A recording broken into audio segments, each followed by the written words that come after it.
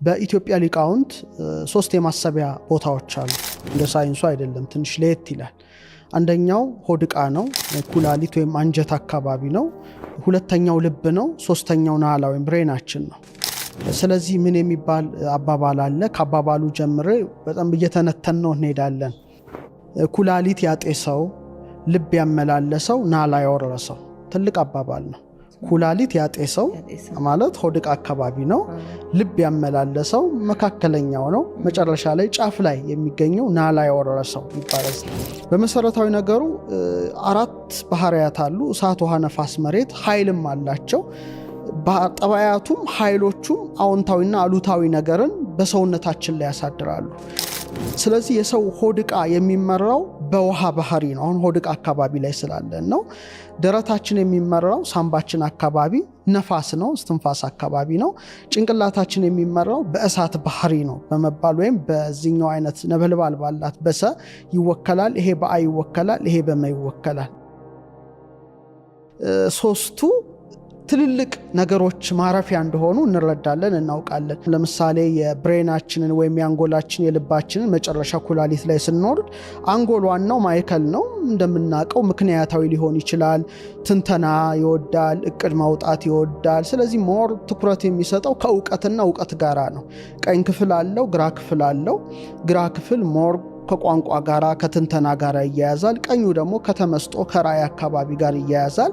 ሁለቱን እግዚአብሔር አምላክ ካርፐስ ካሎሰም በሚባል ትልቅ ወፍራም የነርቭ መዋቅር አዋቅሯቸዋል። ስለዚህ ሰው ስጋዊነትን መንፈሳዊነትን አስተባብሮ እንዲኖር የእግዚአብሔር ፈቃድ ስለሆነ ማለት ነው። እና ከአራቱ ባህሪያት በእሳት ባህሪ ይወከላል። በጣም በብዙ ኒውሮኖች የተዋቀረ ነው። ሁለተኛው ልብ ነው። ልብ ሞር ከስሜት ጋር ይያያዛል፣ ከጥበብ ጋር ይያያዛል፣ ከፍቅር ጋር ይያያዛል፣ ከርህራሄ ጋር ይያያዛል፣ ከድፍረት ጋር ይያያዛል፣ ከህሊና ጋር ይያያዛል እና ይሄ ሴንተር ላይ ነው፣ ሚዛን ሆኖ ይገለጻል። ሶስተኛው ሆድ ዕቃችን ነው። ሆድ ዕቃችን ነው ትልቁ ክፍል ይሄ ነው ዛሬ የምናነሳው። ኩላሊት ልንል እንችላለን፣ ወይም አንዳንዴ አንጀት ልንል እንችላለን እና የሚመራውም በውሃ ባህሪ ነው። ደረት በነፋስ ወር በአየር፣ ይሄኛው በእሳት፣ ይሄኛው በነፋስ፣ ይሄኛው ደግሞ በውሃ ባህሪ እና ሆድ ዕቃችንም ኦልሞስት 75% ውሃ ነው እና ውሃ በሁለት መልኩ ሊገለጽ ይችላል። አንድ የተረጋጋ ውሃ አለ፣ እርግት ያለ ውሃ። ሁለተኛው ደግሞ በጣም ብዙ ስቶርም ያለው፣ ነፋስ ያለው፣ ማዕበል ያለው፣ ወጀብ ያለው ያልተረጋጋ ውሃ አለ። ስለዚህ በውሃ አንጻር የተረጋጋ ውሃ አለ፣ ሁከት ያለበት ውሃ አለ። በተመሳሳይ መልኩ አንጀታችንና ኩላሊታችን አካባቢ ጸጥ የሚያደርግ የሚያሳርፍ በደስታ የሚመላ ስሜት አለ። በአንጻሩ ደግሞ ልክ እንዳልተረጋጋ ውሃ ንውጽውጽ የሚያደርግ ስሜት አለ። በእኛው አካል የሚሰማ ለእኛው ነው መልእክቱ፣ ለሌላ አይደለም። የራሴ የሆድ ዕቃዬ የኩላሊቴ የአንጀቴ ስሜት ለእኔው ነው፣ በእኔው ነው፣ ከእኔው ነው፣ ለሌላ አይመለከትም። ትልቅ የሆነ የማስጠንቀቂያ ደወል ሆኖ የሚሰማ ድምፅ ነው። ስለዚህ ቅድም እንዳልሽው አንጀት የተንሰፈሰፈ ያለች ሆዴን ባርባር አለው፣ መረባበሽ ሊሆን ይችላል። አንጀቴ የረታወከ ትላለች አንዲት እናት። ምን ሊመጣ ይሆን ወይም ሊመጣ ይሆን ይላል፣ ይታወክ ይችላል። እና የሆነ የመውደድ ነገር አለ። ከአንጀቴ ነው ይላል አንድ ሰው፣ ከአንጀቴ ነው። ከአንዳንዴ ከልቤ ነው ሊል ይችላል፣ እንደያመጣጡና አንጀት የተላወሰ ሊል ይችላል። እና ስሜቱ እዚህ አካባቢ ነው በጣም የሚሰማው። ምክንያቱም ውሃ ነው፣ ንውጽውጽታ ነው፣ ሬስትለስ ነው። አንዳንዴ ግን ከራስ ፀጉርሽ ጀምሮ እስከ ትከሻሽን ሊወርልሽ ይችላል ስሜቱ ወደ ላይ። ምክንያቱም ኩላሊት ከአንጎል ጋራ ስለሚያያዝ ማለት ነው።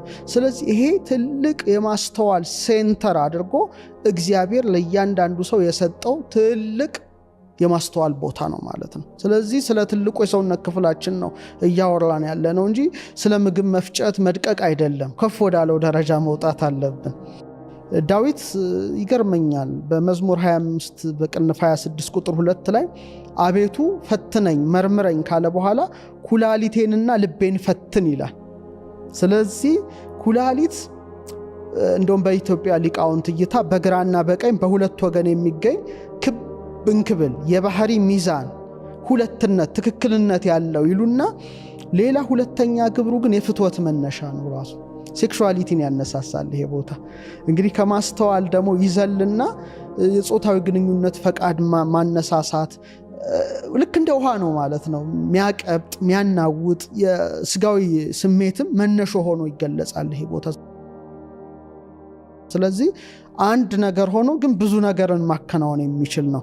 ስለዚህ ማስተዋል ረቂቅ ምክር ውስጥ አለ። ትልቅ ጉዳይ ነው ያነሳሁት። ማስተዋል ረቂቅ ምክር ወይም ውሳጣዊ ነገርን ይይዛል፣ የውስጥ ነገርን ይይዛል እና ስለዚህ ብሬናችን ለእውቀት መቀመጫ ነው፣ የእውቀት መጋዘን ነው። አንጎሌ የሁላችንም አንጎል፣ ልብ ደግሞ የጥበብ ነው፣ ኩላሊት ደግሞ የማስተዋል ነው። ስለዚህ ማስተዋል ጥበብና እውቀት ማለት ነው። 3 ሴንተሮች አሉ ማለት ነው። ሴንተር ኦፍ ኢንተለጀንስ አለ። ስለዚህ አሁን ስንቱን ተጠቅመናል እያየነው እንሄዳለን እና ድሮ ሳይንሱ አንጎል ብቻ ሲል ነበር የኖረው ረጅም ጊዜ። አንጎል ልብና ኩላሊትን ዘንግቶት ነበር ተወሰነ መልኩ። አሁን ነው የመጣው እንጂ ድሮ ስለ ብሬን ነበር የሚወራው። ለምሳሌ ባለ 3 ጎማ ተሽከርካሪ መኪና አለቻል ባጃጅ በአንድ ጎማ ብትነዳ ምን ልትሆን ትችላለች ብለሽ አስቢ። ግልብጥብጧ ነው የሚሆነው። ስለዚህ ሰው ኩላሊቱን ልቡንና ጭንቅላቱን ካልተጠቀመ እንደዛ አይነት ሰው ነው የሚሆነው። ዓለሙ እንደውም ከአንጎልም ለይቶ የግራ አንጎሉ ላይ ነው ስራ የሚሰራው። ከኬጂ ጀምሮ እስከ ዩኒቨርሲቲ ድረስ ግራ አንጎልን አክቲቬት የሚያደርግ እንጂ ቀኙን አይደለም። ቀኙ ራይ ተመስጦ ብዙ ነገር የሚያከናውን ነው። ስለዚህ ሄዶ መጨረሻ ላይ ኢጎ በርትቶበት ኒውክለር ሰርቶ እርስ በርስ ነው የሚተላለቀው። ስለዚህ አዋቂ ያለ እንጂ ጠቢብ የለም። ጠቢብ ለመሆን ኩላሊትሽ ላይ ያለውን ማስተዋል፣ ልብሽ ላይ ያለውን ጥበብ፣ አንጎልሽ ላይ ያለውን እውቀት ማስተባበርና ማዋሃድ ማሰናሰል ስትቺ ነው አንቺ ጠቢብ የምትባየው። ከዛ ውጭ አዋቂ ትሆኛለሽ እንጂ ጠቢብ ልትሆኛ አትቺ።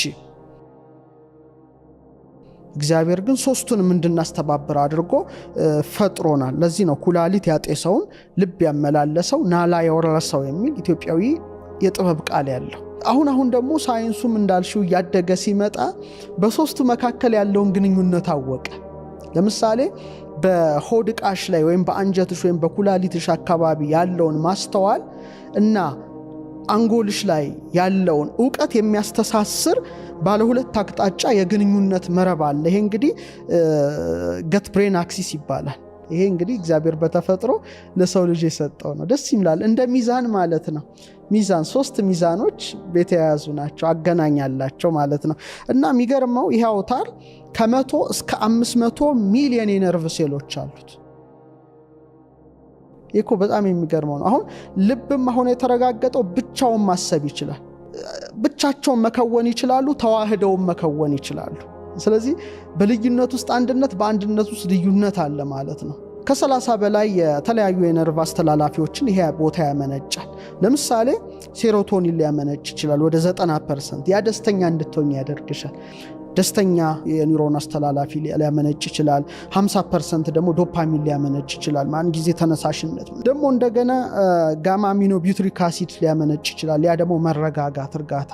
እንደገና የሚያገናኝ የቬገስ ነርቭ አለ። የቬገስ ነርቭ በጣም ይገርማ። ከ10ኛው እንግዲህ የራስ ቅል ነርቭ ሲሆን ምንን ያገናኛል መሰለሽ? ኩላሊትን፣ ልብን፣ ብሬንን ያገናኛል። ይሄ እንግዲህ እግዚአብሔር የሰጠው ነው። ስለዚህ የልብ ምትሽን አሁን አንዳንዴ ልብሽ ይመታል፣ አተነፋፈስሽን፣ የምግብ መፈጨትሽን፣ ስሜትሽን ሁሉ ሊቆጣጠር እንግዲህ የተሾመ ነው ማለት ነው። የተሾመ ነው። ስለዚህ አንጀታችን አካባቢ ወደ 100 ትሪሊየን በላይ ረቂቅ ተዋሲያን አሉ። ምግባችንን ያዋህዳሉ፣ በሽታ አምጪ ተዋሲያንን ይከላከላሉ፣ የነርቭ ስርዓቶቻችን ያዋህዳሉ። ስለዚህ የዚህ አለመመጣጠን ጭንቀት ሊመጣ ይችላል።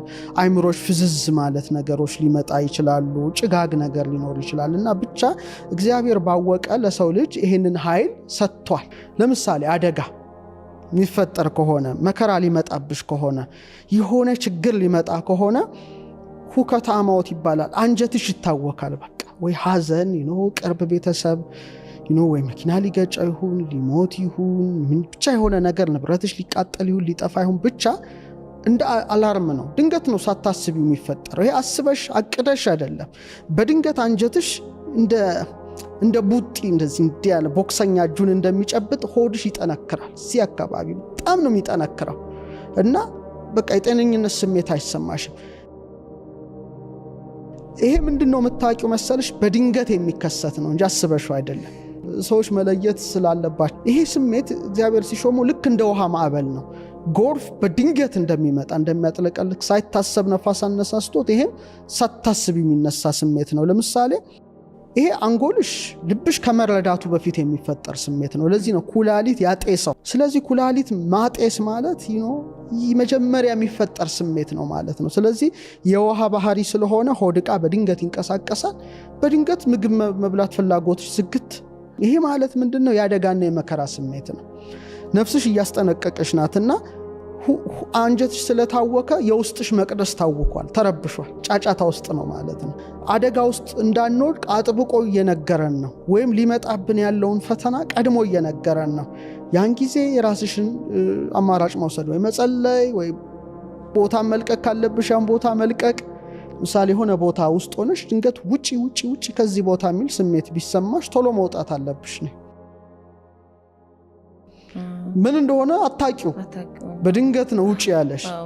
ልክ ከወጣሽ በኋላ ቤቱ ሊቃጠል ይችላል፣ ሊፈነዳ ይችላል። የሆነ ነገር አንቺ ያለሽበት ቦታ ላይ ከላይ ወድቆ አደጋ ሊያደርስብሽ ይችላል። ስለዚህ ይሄ ቀድሞ ይነግርሻል። ምክንያቱም ነፍስ አዋቂት ስለሆነች ቀድማ ሄዳ ልታይ ትችላለች። ስጋ ባያውቅ ተዋህደው ነው የሚኖሩት። ስለዚህ ይሄ ስሜቱ እንዴት ይገለጻል በቅዱስ መጽሐፍ ላይ መሰለሽ? አንደኛው ኢዮብ 30 ቁጥር 27 ላይ አንጀቴ ፈላች አላረፈችም፣ የመከራም ዘመን መጣችብኝ ይላል። አንጀቴ ፈላች ይላል። በቃ እንደ ሙቅ ውሃ ነው የፈላችሁ ማለት ነውና የመከራ ዘመን መጣችብኝ ይላል። ስለዚህ አንጀትሽ ውስጥ እንዲህ አይነት ስሜት ከመጣ ከፈላ ከታወከ የሚመጣ መከራ አለ ነው የሚልሽ። እንግዲህ ይሄን ለሰው በጣም በጣም ወሳኝ ነገር ነው። ሁለተኛ አሁንም ዳዊት እንደ ኢዮብ የተናገረው እንደው ማስተዋል ካለ ብናደምጠው መዝሙር 72 73 ቁጥር 21 ላይ ልቤ ነዷል ኩላሊቴም ቀልጧል ይላል። ቅድም አንጀቴ ታወከችብኝ እንዳለ አሁን ደግሞ ኩላሊቴ ቀልጧል አለ። ስለዚህ ኩላሊት፣ አንጀት እነዚህ የሚባሉ ክፍሎች ትልቅ ጉዳዮች ናቸው ነው። ወቃ ማዕበሉ ታወከብሽ ምን ልትሻለሽ? ውስጥሽ ይረበሻል። ይሄ ማለት በጣም ያለማወቅ የደመነፍስ ግብር ብቻ አይደለም። አንዳንዱ ደመነፍስ ይላሉ። ደመነፍስ ማለታቸው በእርግጥ ደመነፍስም አዋቂት ነፍስም ራሽናል ሶልም አለን። ሁለቱንም አስተባብረናል። ድንገት ስለሚከሰት ነው። ሳታውቂው አስበሽው ምናምን መርምረሽው ሳይሆን ድንገት የሚከሰት ድምፅ ስለሆነ ነውና ልክ እንደ ነብይ ከአካላዊ ማንነትሽ ላንቺ የሚመጣ ማስጠንቀቂያ ከአንቺው ለአንቺው በአንቺው። ስለዚህ አንጀቴ አንጀቴ አለ እኮ ነብዩ። ተንሰፈሰፈ፣ ታወከ፣ የመከራ ዘመን መጣብኝ አለ። ስለዚህ ይሄ ስሜት ሲሰማሽ ፈጥነሽ የራስሽን እርምጃ መውሰድ ያንቺ ስራ ነው። ጸለይ ካለብሽ፣ ከዛ ቦታ መልቀቅ ካለብሽ፣ መሸሽ ካለብሽ፣ መሄድ ካለብሽ፣ ማድረግ ያለብሽን ነገር ማድረግ ያለብሽ አንቺ ነሽ። ይሄ የመጀመሪያው ነው። ሁለተኛው የደስታ ስሜት ደግሞ ሲመጣ የሆነ ፍቅር ሊመጣ ሲል፣ ደስታ ሊመጣ ሲል፣ የሆነ ነገር ሊመጣ ሲል አንጀትሽ ደግሞ በአንጻሩ ደስ ይለዋል። እንደው ፈረንጆች በቢራቢሮ ክንፍ ነው የሚመስሉት የደስታውን ስሜት እና ያለማቋረጥ ይርገበገባል። እንደ ቢራቢሮ ክንፍ ውስጥሽ የሆነ ደስ የሚል ስሜት አለው፣ ይርገበገባል። ለዚህ ነው ከቢራቢሮ ጋር እንደውም የሚያያይዙት ምንድነው ቢራቢሮዎች በክንፋቸውና በሆዳቸው ባሉ ነርቮች ነው የሚጠቀሙት እንጂ በአንጎላቸው መረጃ ያዘጋጁ። ይሄም በተመሳሳይ መልኩ ከብሬንሽ በፊት አንጀትሽ አወቀው ነው አስተዋለው። ገና እኮ ብሬንሽ መረጃ አልተነተነም፣ ልብሽ አላመላለሰም። ከአንጎልሽ ከልብሽ በፊት ምንሽ አወቀው? የመጀመሪያው ቦታ ኩላሊትሽ ወይም አንጀትሽ አወቀውና እንደ ቢራቢሮ ክንፍ ነው ውስጥሽን እንደው የሚያተረማምሰው። ይሄ ደግሞ የደስታ ስሜት ነው። ደስታ በጣም ደስታ ሲሰማሽ የሆነ የደስታ ነገር ሊመጣልሽ ሲል የሚሰማሽ ስሜት ነውና ያን ጊዜ ከአንጀት ወደ አንጎል የሚያረጋጋ መልእክት ነው የሚልከው። በጣም የሚያረጋጋ ሰላማዊ መልእክት ይልካል። እዚህ አካባቢ ሙቀት ሊሰማሽ ይችላል፣ ቂልልሽ ይችላል። ሆድሽ እንደ ቅድሞ አይኮማተርም፣ ሞቅ ያለ ስሜት ሊሰማሽ ይችላል። ምግብሽም በደንብ ይፈጫል፣ አፒታይትሽ ይከፈታል። ያኛው ይዘጋል፣ ቁልፍ ነው የሚያረጋው። ለምሳሌ ኢቭን ሰው ሊያሰናክለው የሚመጣ እንኳን ሰው ከመጣ የመጀመሪያው ነፍስሽ ታውቃለች። በመንፈሳዊ ዓለም ልንገርሽ እንደው ሁለተኛውና ልዩነቱና አንድነቱ ሁሉም የተመልካቾች ራሳቸውን ይገምቱት። ከእግዚአብሔር ጋር ጥልቅ ግንኙነት የፈጠረ ሰው አለ። መንፈሳዊ ስፒሪቹዋል የሆነ ሰው ካለ መኖርም አለበት ብዬ አምናለሁ። ለምሳሌ ያ መንፈሳዊ ሰው በስጋዊ ነገር ሊፈትነው የሚመጣ ሰው ካለ ነፍስ ታውቃለች። ነፍስ ስለምታውቅ ያን ሰው ከእግዚአብሔር ሊለይ የሚመጣ አንድ የሆነ ክፉ መንፈስ የተጫነው ሳምበዲ አለ፣ ሊየመጣ ነው። ያን ጊዜ ልቡ ነው የሚታወከው። ቀድሞ ልቡ ልትመታት፣ ሆዱ ይታወካል። ምግብ ሁሉ ላይ ይበላለት ይችላል። ነፍስ ግን ቀድማ እህል ሁሉ ልዘጋው ትችላለች። በአንጻሩ ደግሞ ደስታ፣ ሰላም፣ እንዲህ አይነት ነገሮች ወደ አንቺ ህይወት ሊመጡ ሲሉ በቃ የምግብ ስሜትሽ በጣም ይከፈታል። በቃ ነቃ ይላል ሰውነትሽ፣ ሊበላልሽም ይችላል። በቃ ያን ጊዜ ማለት ደህንነት ላይ ነው። ተስማምተዋል። ይሄ ነገር ለአንተ የተመቸ ነውና ልክ እንደ የሆነ የተቀደሰ ነገር ወደ አንቺ ፊልድ፣ ኤነርጂ ፊልድ ውስጥ እየመጣ ነው ማለት ነው። ሁለት አይነት ሰዎች አሉ። አንዳንዶቹ ባትሪያችንን ሎ አድርገው ኃይላቸውን አጥተው እኛን የሚያሳጡናሉ። ሁለተኛ ደግሞ ኤነርጂያቸው ከፍ ብሎ እኛን ከፍ የሚያደርጉ አሉ።